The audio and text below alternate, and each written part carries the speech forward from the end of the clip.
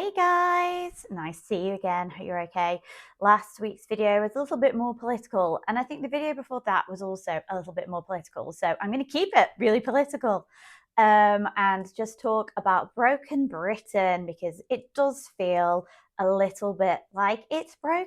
Or is that just me? Maybe you can argue with me and go, no, we're working in a great world and living in a great world. And yeah, it's not just broken Britain. I think the world is kind of on a little spiral right now, but I think we're allowed to have spirals. I've had personal spirals, I've had professional spirals. And you know what? Maybe the world needs to be in a little spiral now, metaphorically speaking. So, this video, we're going to talk a bit about broken Britain and why it feels broken. And obviously, the positive, optimistic end is how we can fix it, because we can always fix anything. There are problems to be solved. And we learn through our mistakes, don't we? And Britain has made a few of them in the last couple of years. And I personally think we're going through a nice reflective view of the world at the moment. And I think we need to reflect on what Britain can do to make itself better again. So let's deep dive this. Is Britain broken? And how do we fix it? So they say that Britain is broken. And it's apparently loads of people's fault. It's the immigrants coming on the boats, their fault, definitely. Young people, oh my God, of course it's the young people's fault, duh. And of course the woke liberals. I mean, yeah, what's their problem? And those angry, slightly right-leaning, borderline fascists, is it their fault too? Well, yes and no. Actually, could it be that maybe it's the institutions themselves that have got us here? Could it be a little bit politically motivated? If we really want to understand why Britain feels broken, we have to talk about political decisions. So, three in particular: Brexit, austerity, and privatisation, as well as the global stage that we find ourselves on, especially in this late stage capitalist era. So, there's a couple of things, well, there's more than a couple of things, several things are impacting how the world is and how Britain is and why Britain feels broken. And that's what we're going to talk about in this video. And some of it is kind of self-inflicted, Brexit. And then the rest of it is a little bit out of our control. But that doesn't mean that we can't think about it and reflect on it and see about how we can improve things and make things better, because that's what I've just said. We can always make things better. We could always be trying to be the best version, the best Britain we could possibly be. So let's have a little look at Brexit and what exactly did it do to us in order for us to feel that Britain is a little bit broken. Okay, so Brexit. We voted for it in a very democratic and very fair referendum in 2016. And then we began to formally separate through the Brexit process. And then in January of 2021, we divorced. Europe, that continent that we belong to, Europe, that country that continent we fought for in World War II. And that, group of neighbours and, cousins that we have shared like many cultural similarities with. So Europe. Okay, right. So there were lots of reasons why people voted for Brexit. And this is not a political video. I'm never going to tell you how to vote or what your politics should be. This is a channel about education and information and presenting a viewpoint. I'll try to be as fair and balanced as I can, but I am a human, and I'm certainly not trying to tell people how to think and what to view. This is very much just you consuming some information here and then making your own conclusions about things. But Brexit has damaged us. I think we can honestly say that. And that I think we were sold a bit of a lie. We were told that things would be better if we left the European Union. And it has kind of got a little bit worse. We're talking about immigration. Well, actually, those immigrants coming over, those illegal immigrants coming over on the boat, there were fewer of them coming over when we were in the EU. So if we're really cross about that, then why did we vote for Brexit? Because we were voting for something that didn't really exist and could never really be achieved. And I think people didn't know what they were voting for. And this is why I really want people to research and get their facts straight before they start sprouting on about things. And I don't mean coming to people like me on videos. I don't mean listening to sound bites on TikTok. I don't mean going off and listening to your mate down the pub. I mean, read an article, read a manifesto, do some research, really understand what it is, be involved in politics. There's nothing wrong with being interested in politics. I think a lot of people are, and they don't even realize that they're interested in politics. But it's better to have the data, the facts, the evidence, and make informed decisions. You wouldn't just get a mortgage, would you, without looking at what's available and what's the best deal and, you know, interest rates and going into the fine detail. And if you do get a mortgage without doing that, then, wow, you're a bit of an idiot. And this is like politics. Don't vote for somebody because you like a personality. Don't vote for somebody because you like one of their policies, because sometimes that one policy that you're really into might have several policies that actually ruin your life. And when you get them in, you're like, this was not what I thought I was getting. And this is what we kind of need to realize. We're not voting for an idea in isolation. We're voting for a broad spectrum of things, and it's best fit, not perfect fit. I can vary politically. I'm not going to tell anybody my political sway. You might be able to guess, you might not. But it's, you know, because I will change how I vote based on the circumstances and the context that I am in. And I will make considered choices based on what I think is going to work for me and for the good of my country as well. I like certain things. And I want, you know, I work in education, so I'm going to be influenced by, you know, funding to education, whereas that might not be. If you're a small business, you don't have kids, you're not bothered about education, you've got different priorities. And this is it. Politics is trying to get something for everybody that, you know, in democracy is about getting a best fit for everybody, even though we might not always entirely agree. And we don't have to agree. We can be moderately different. We don't have to be as extreme. And I'm going off on such a tangent now that I think that could be a video for next time, but let's leave it there. Let's go back to Brexit before I lose you completely on this thread. So our long-term GDP, which is our gross domestic product, was 4% lower in the UK now than when it remained in the UK. So that means we ain't being as productive and not trading as well. And we've got falling investment. Again, if people aren't investing in Britain, that's bad, isn't it? There's been lots of extra paperwork and tariffs, and we've heard a lot about tariffs because of what Trump's been doing in America. But obviously, there are lots of tariffs now that we have with countries that formerly we didn't have tariffs with, and has made getting things out of Britain a lot harder. They're stuck on, like, you know, borders and paperwork and lots of that kind of red tape that maybe we didn't have before. There's been some political fallout. I was talking about how proud Britain should be in one of my videos about how united we are and how we were, you know, 4 countries that have very different identities and ideologies that have managed to be united and quite stable for a really long time. However, Scotland and Northern Ireland, Brexit kind of ruined it. Like, Scottish people wanted to stay in Europe, but because they're kind of with us here in England and Wales, they didn't get their say. And that's going to make things very precarious because, you know what, if I was Scottish, I'd be really angry and I would be kind of reflecting on the fact that my country voted for something and my country wasn't able to exercise its own will. So yeah, there was a lot of things here that weren't great that came out of Brexit. UK also lost influence in the EU. We kind of set up this club and we were big members of this club, and then we kind of said, haha, we're not joining you anymore, and we've run off. And actually people are a bit like, okay, fine, we don't want to hang out with you anymore, metaphorically speaking.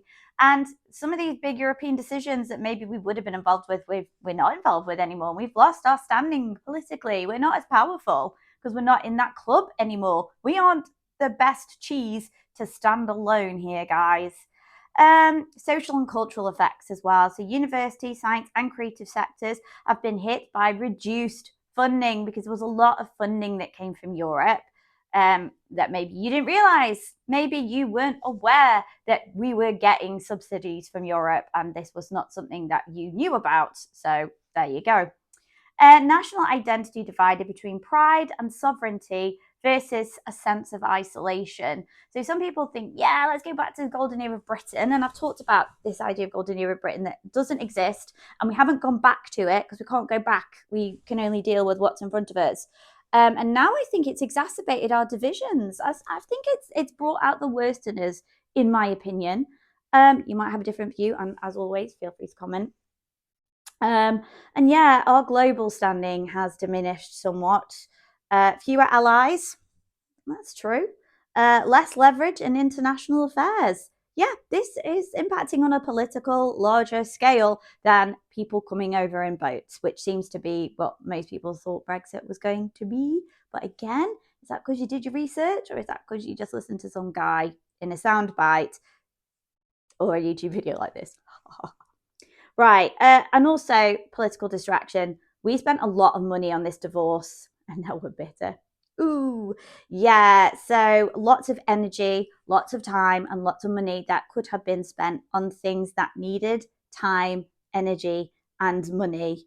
Like, housing, climate, and the NHS, which are probably things that are also going to come and bite us on the butt because, oh, wow, that's what the world we're living in right now. And overall, Brexit remains a self-inflicted wound. We did this to ourselves. Persistent, draining, and still shaping the UK's trajectory. We won't really see the ramifications, and that's the word that I'm going to use, of Brexit for a few years. And what's really sad is that I think a lot of the people who voted for it are probably going to have passed because it was really close, wasn't it? And there was a younger, older generation divide. And yeah, I think maybe if we were having that vote today, would people still feel the same way? Potentially not. And I'm talking about something that happened 9 years ago. And we're still trying to muddle our way through it. This has been a life-defining thing.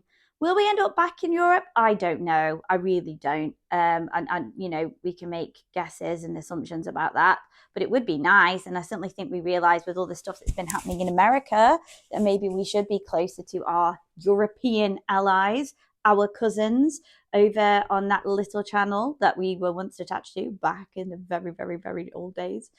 So yeah, and we need to think about some of these figures. And we need to think about just how much it's kind of ruined it for us. Sorry guys, Brexit was not good for us.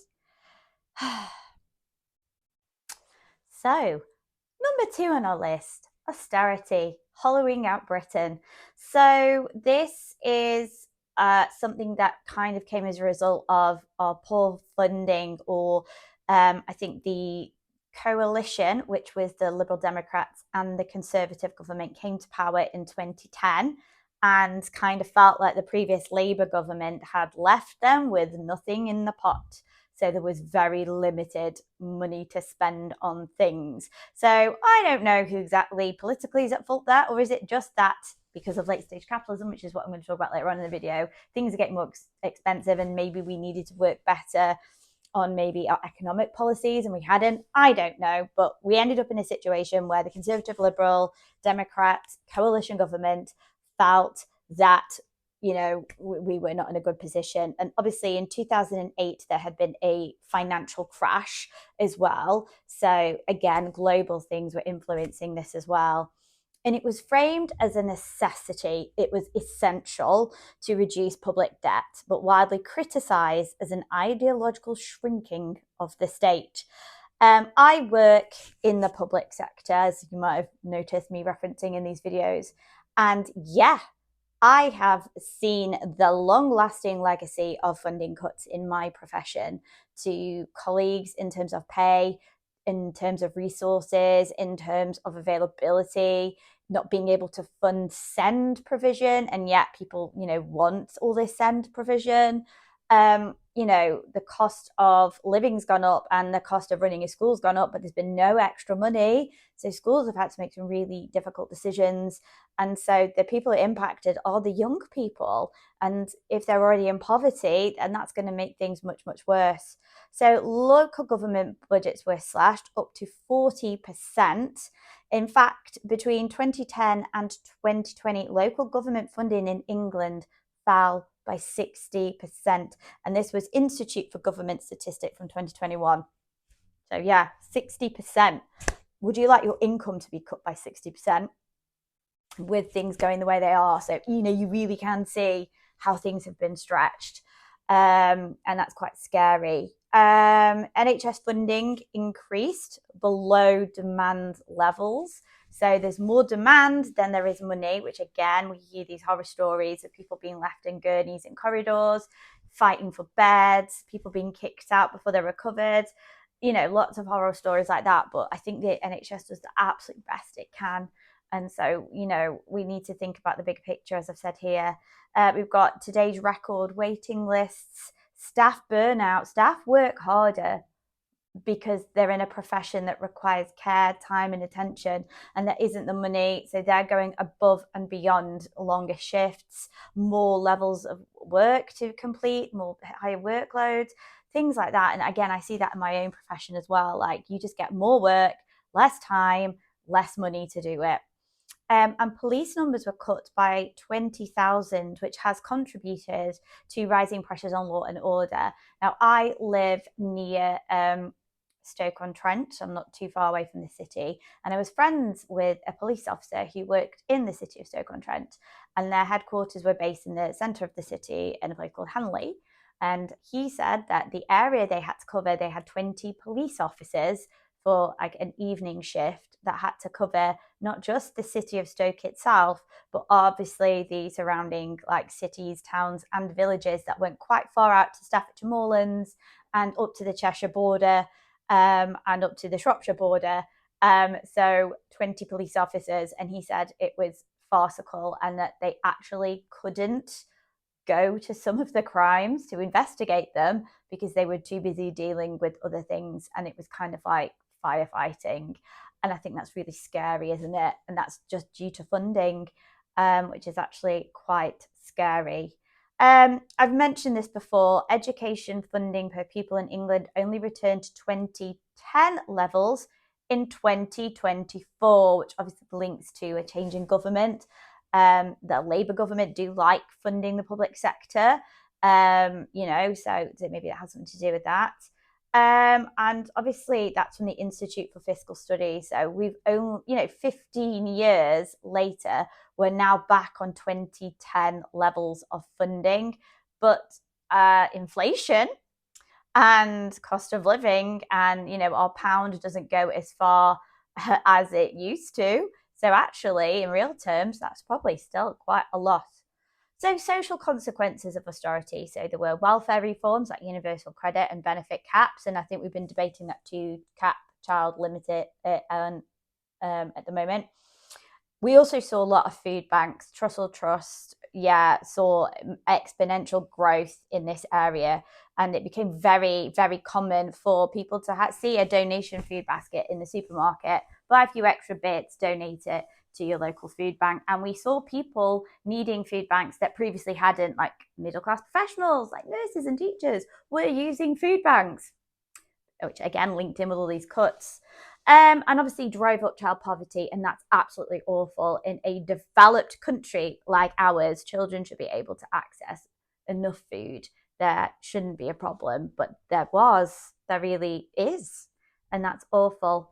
There were also cuts to mental health, early intervention and support services, which left communities more vulnerable, and especially during the COVID era where mental health has really been impacted. And again, I saw this in my profession. And did you know that life expectancy improvements stalled? And in some deprived areas, life expectancy began reversing, and that is scary. And I've got, going back to child poverty as well, I've got a statistic. Poverty, 30% of UK children now live in poverty. It's almost a third of UK children live in poverty. And that's from Child Poverty Action Group 2023. So that's a horrible statistic, actually. I'm really quite scared by that. Oh my goodness. Economic contradictions, supposed to restore fiscal health, but depressed demand slowed our growth. So that wasn't good. Our economy was kind of stalling. Arguably worsening debt to GDP ratio. So did we shoot ourselves in the foot again with austerity? The stats do seem to suggest this. Productivity and wage stagnation entrenched. So yeah, I know that my salary was stagnated, obviously below inflation pay cuts.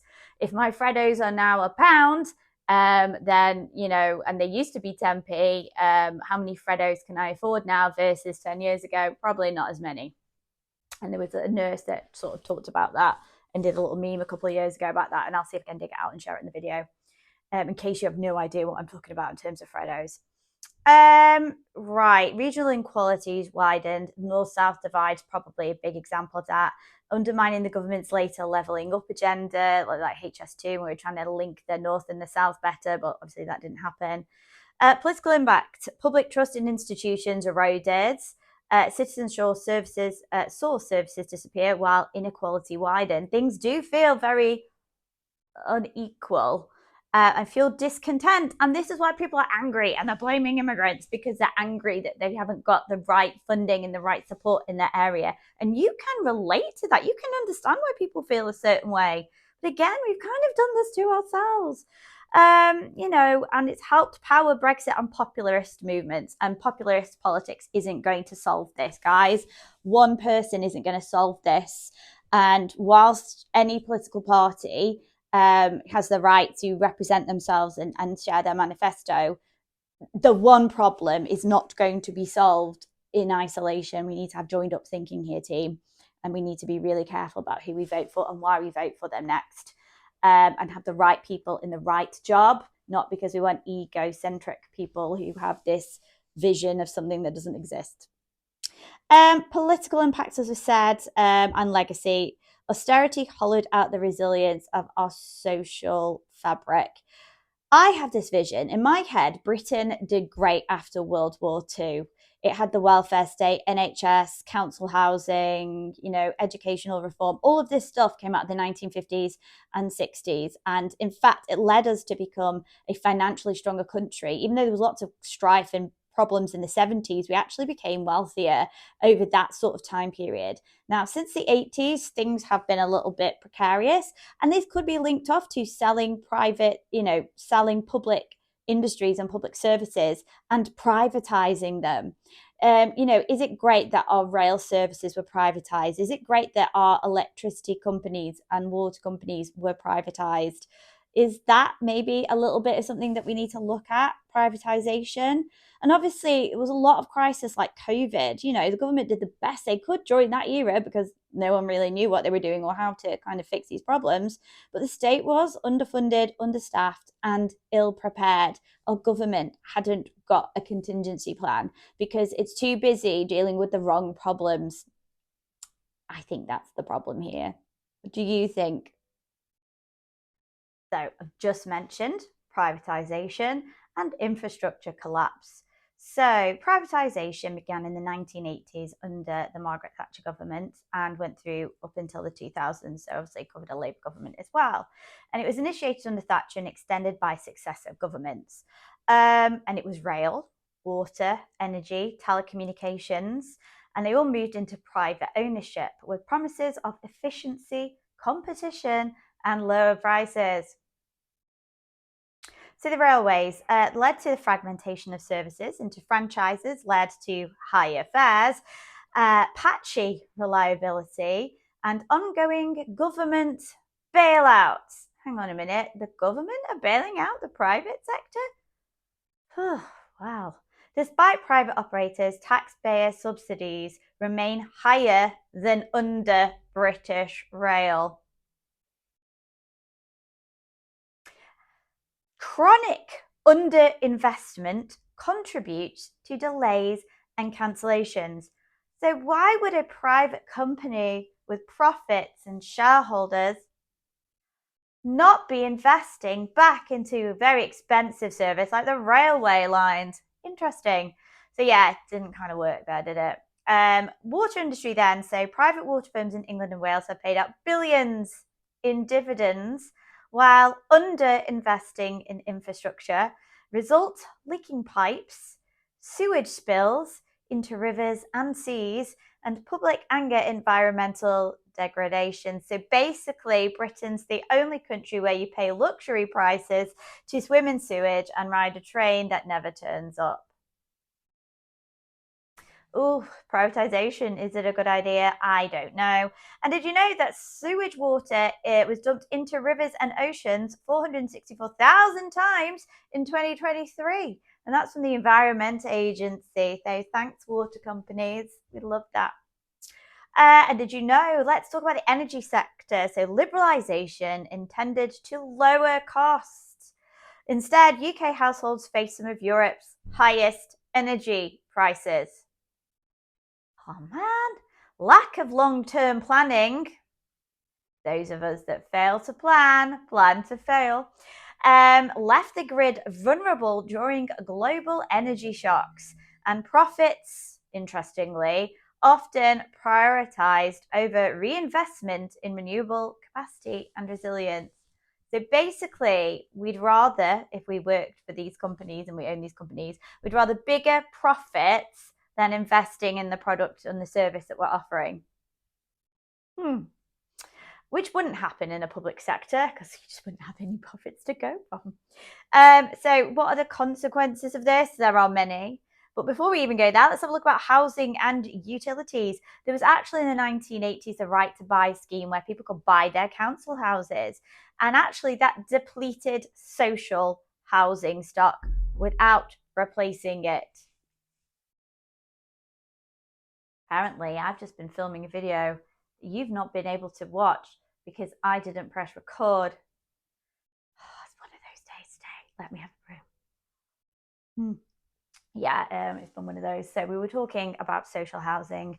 So basically, lots of council houses were sold off in the right to buy scheme, which benefited people. Actually, I can see why that was good.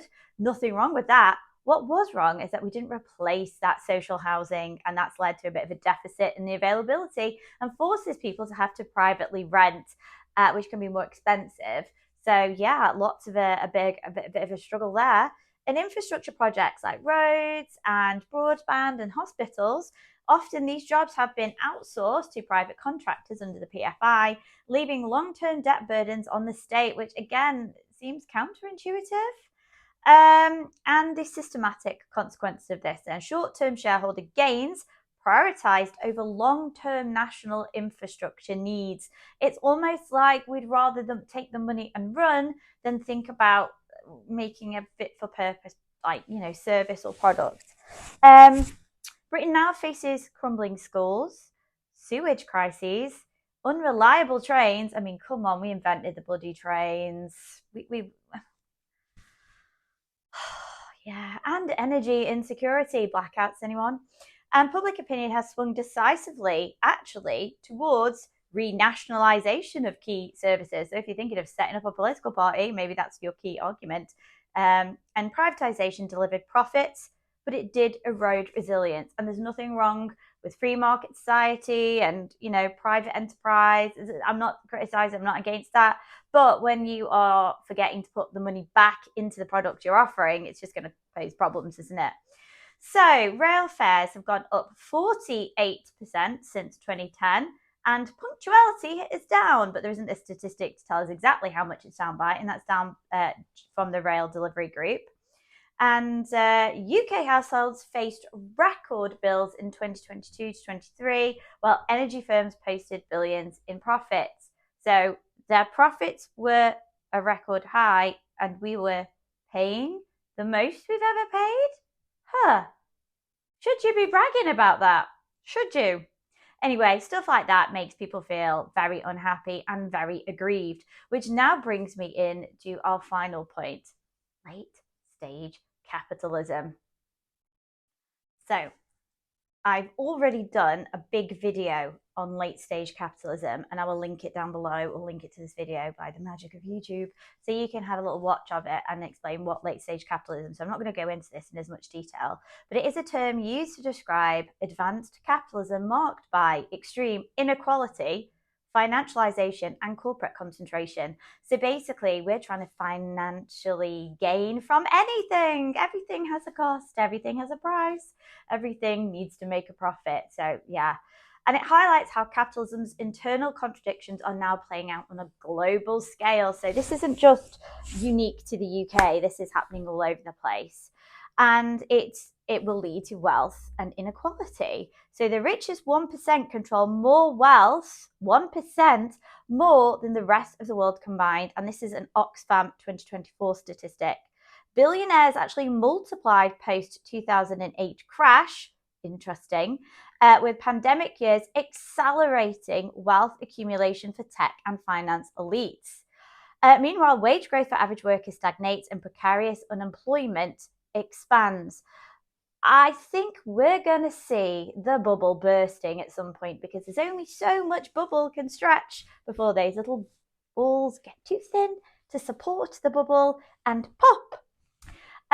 So yeah, the financialization of everything, capital flows increasingly directed into speculation, property, stocks, crypto, rather than a productive investment. So like I said in the earlier part of this video about privatization, people want profits, but they're not actually putting the money back where it should go in order to kind of keep the machine going and keep fueling and keep the bubble sufficiently, thick. And this creates bubbles, instability, and further detachment of financial markets from real economics. There's actually becoming a bit of a disconnect between these things.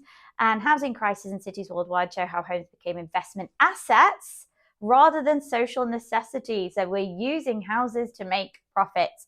We are buying Airbnbs. We are renting out in the private sector. We are not really thinking about the situation of helping that housing crisis that I kind of referenced.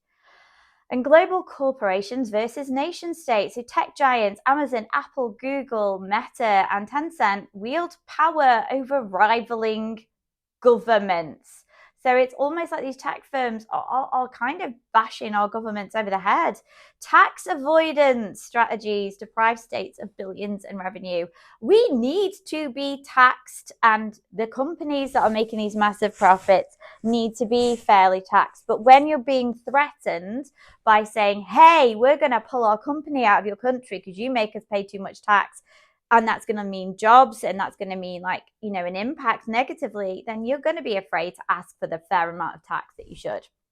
And that's naughty, corporations. You shouldn't be doing that. So yeah, regulatory capacity lags behind corporate innovation, especially in NI, digital platforms, and data ownership. So regulations aren't as tight as maybe they should be again. And gig economy has really emerged in the last few years, like Deliveroo drivers. You see them, Amazon, Uber, these people, these little jobs that they earn a bit of money, but actually it's not really well contracted, supported. There isn't an infrastructure there, is there? It's algorithmically managed labor. So there's an algorithm telling us how much time and energy we should work on because it's dependent on who's ordering and when. And workers globally face weaker unions. Again, this is linked to kind of taking the power away from the people and giving their power to the corporations. Yeah, that's kind of sad. Declining protections and a race to the bottom in terms of conditions. So we're working more for less, and our conditions that we're working in aren't great, and that's sad. And flexibility disproportionately benefits corporations while transferring the risk to individuals. People are working in much more precarious states. Capitalism has impacted globally on quite a lot of people. And it's not just the UK, but I think we need to add that layer of understanding about the whole scenario. And that late stage capitalism is having a massive impact everywhere, and not just here in the UK, but it does exacerbate things, doesn't it? So it's important to talk about it. So the last part of the video is a scapegoat myth. So as I've explained this, I think it's pretty clear that this isn't a problem with immigrants. This isn't a problem with young people. This isn't a problem with protesters or people who feel a certain way about flags. This is a problem that has come because of poorly made decisions, bad government decisions. And none of these groups set austerity budgets. They didn't sell off the water companies. They didn't negotiate Brexit. But we blame these people, and actually maybe we should be looking the other way and figuring this out in a little bit more detail. So what does scapegoating do when we start brandishing that it's certain particular groups and individuals? that? Sorry, I need to check that because I thought, oh, I might be filming and the mic might not be on. So when systematic problems like austerity, privatisation, Brexit, late-stage capitalism are bandied about, they generate public anger. And I think there's a lot of public anger at the moment. And we, the elites, the people at the top, obviously sort of want people to blame not them, but the other people, vulnerable or marginalised groups in particular, because this diverts attention from structural failures and policy failures and poor governance and preserving the power of those actually responsible, because they want to maintain that power and they don't actually want you to point the finger at them and go, hey, you're not doing what you're supposed to do properly. And that's kind of what this is about, isn't it? You know, it's damaging, it's polarizing, and it's leading to some toxic behaviors and some really divisive opinions, and they're not helpful. We need to work together to help our country, well, be a better place. So exactly how do we do that? Well, broken Britain isn't inevitable, is it really?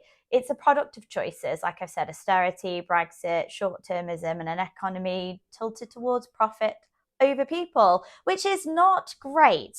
So if we can break it, we can fix it. And that's what I want to do when I think about some of the ways that we can fix this problem. So we need to stop swallowing myths, stop being divisive, and start asking who really benefits when we are in the mess that we're in.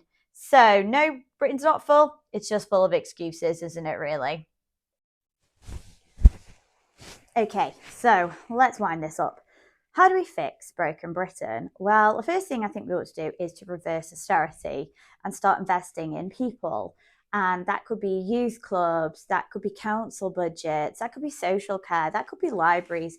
These really important cornerstones of our society that help people feel included, part of communities, and help people have shared experiences. Fund NHS properly. This is an amazing resource that we have. People are proud of the NHS, and I really believe that having this free healthcare system is amazing. And I don't want to privatise it. I don't want to have to pay for healthcare when, I just want a fit for purpose service that's available and meets the needs of the majority. So we need to address staff shortages and invest in training. And obviously we need money to do that. So every pound invested in public health services saves £4 in long-term costs. And that is Public Health England. So actually it pays to fund the system and it is beneficial to us in the whole. Rebuild infrastructure for public good. So take utilities back. So maybe it is time that we renationalised and we went back to public ownership. And polls show that 60 to 70% of Brits actually support this. And then we might have a better rail infrastructure. We might have more green energy and our housing might be better. And the UK needs 300,000 plus homes per year. And in 2022, only 232,000 were built. And that's the Office for National Statistics. So we've still got quite a shortfall. We need to be working on that a lot more. Let's have a fairer economic model. So close corporate tax loopholes. Let people pay the tax that they need to. And these big corporations, if they've got these massive profits, why can't they just channel some of that profit back into this country? Because in the end, we'll probably spend more on other products and services that they offer. Tax wealth fairly, and I could talk about this in a separate video, but actually, if you have an excessive, abundant amount of extra money, you don't need as much to live on. And yeah, maybe a little bit of that could go towards taxing or tax and helping other people and some of the great services that we could offer in this country. Regulate speculative housing markets. So let's think about Airbnb and private rentals and empty homes and see what we can do with this and see what we can do to channel that housing crisis into a positive situation rather than quite so negative. Encourage worker protections in the gig economy. Whilst the gig economy is not terrible, the fact that it's very precarious and can make people work very, very hard, very little, is something that needs to be looked into. People are valuable, human beings are valuable, and we need to consider that. Rebuild trade and cooperation with Europe. I think this is starting to happen. Invest in sustainable industries, renewables, AI, green jobs, things like that, and recognise our limits. We are a small island and we live in a big globalized world, and we thrive through connection, not isolation. We are a society that is built on lots of different cultural heritage and this Commonwealth idea and, this colonization, which is a bit of a dirty word, but actually it has led to such a beautiful, diverse British culture and population that we should be embracing the world globally and not try to be isolationist and shut ourselves out of the bigger picture. So those are some things that we could focus on to fix this problem. And it goes back to you making informed decisions, doesn't it? And making sensible choices and knowing what you're voting for and knowing what people represent and what works for the country and educating ourselves. We should all be interested in politics and we should all be interested in making the world that we live in a better place. I sound like a Care Bear. And unless you're over 40, you probably won't know what a Care Bear is. So sorry about that. So, fixing Britain isn't rocket scientists, it's actually common sense. Stop flogging the NHS like a used car because it's going to break down.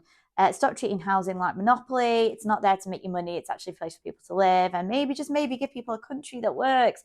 It can work. It can work really well. We have evidence of that in the last 100 years or so. And we made leaps and bounds, and then suddenly it's all gone a little bit downhill again. But I think that's because sometimes you have to have a little bit of a fall so you can have a rise again. And broken Britain is a choice, isn't it? Which means fixing it is a choice too. I think we demand better. So that's it for this video. Let me know your thoughts. Do you agree with me? Have I been too harsh? Have I been too gentle? Do you think that Britain is broken? And do you think we can fix it? And is this actually not about Britain being broken, but in a more global world where everything seems to be falling apart at the moment? Do you think there's more that we can do to kind of fight some of these things that are happening in the world today? So as always, let me know your thoughts, like and subscribe if you want to see more of this content. And that's all for me for now. Ta-ta. Bye-bye.